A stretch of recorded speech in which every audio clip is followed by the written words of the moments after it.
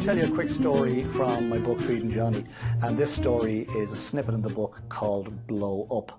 And it relates to a particular time in our early history when we were growing very fast. And when we were growing very fast in those early years, we were building systems and building our team rapidly and changing it rapidly, and every day something was different, and every day we had new people to train in, and it was a heady time, a challenging time, but a heady time.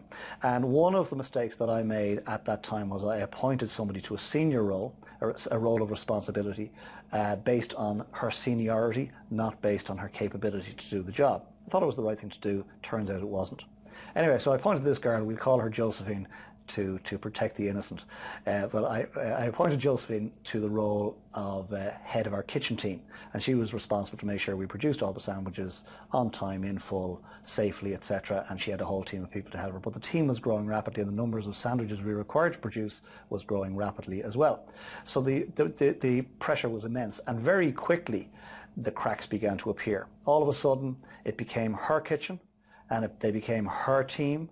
And my involvement, my interference, as she called it, was neither welcomed nor appreciated, even though I was the one that had the experience. Now, oftentimes if you appoint somebody to a position, if they've got more experience than you in a particular area, sometimes it can be okay to let them go off and do their own thing. In this particular case, it wasn't. I was the one who had the experience, she wasn't.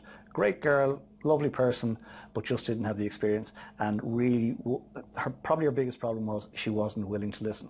So eventually one day I realized this was heading to a point of disaster, and I decided to call a halt. And I called her into my office mid-production one day, and I said, okay, sorry to say this, but it has to change, and it has to change now, and effective immediately. I need you to go back in and run the kitchen in the way I'm about to tell you, not because I'm the boss, but because I have the experience. At this stage I had close to 3 decades experience versus her couple of weeks. And she looked at me, and I tell you, if looks could kill, I wouldn't be here today. She looked at me, she walked out of my office and walked out of the building. And her mother was working with us at the time, so she took her mother with us. Mother actually popped into my office, a bit shell-shocked, just to say goodbye, and they left. And for about half an hour, truthfully, it was a problem. I thought, well, I've overstepped the mark here, big mistake. My mistake, she paid the price, but I also had a business to run. I had to recover quickly. So I went in with one of my other colleagues into the kitchen and called an impromptu staff meeting, called a halt to production, and spoke for about 10 minutes about what had happened, wished Josephine all the best, but really and truthfully, at that moment, now I needed somebody to step up and give me a hand.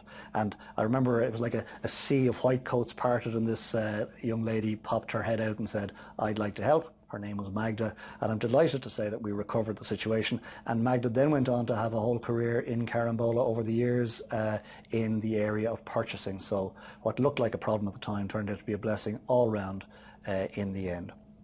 Not an easy time, not an easy call for me to make, but the right call for the business. And so some of the lessons found in this particular story includes the fact that problems are inevitable. You will have problems. You will have problems whether you build your business or whether you don't build your business. So long as you're above ground, you will have problems. The second lesson in this is that you will make mistakes. We all make mistakes. Mistakes are inevitable.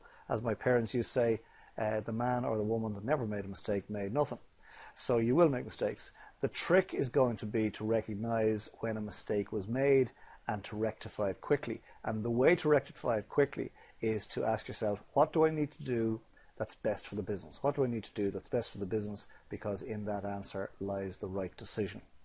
And then you need to fix it quickly, and move on. Crucial that you move on without looking back over your shoulder. Delighted to say there was a happy ending to this particular story. I met Josephine sometime later.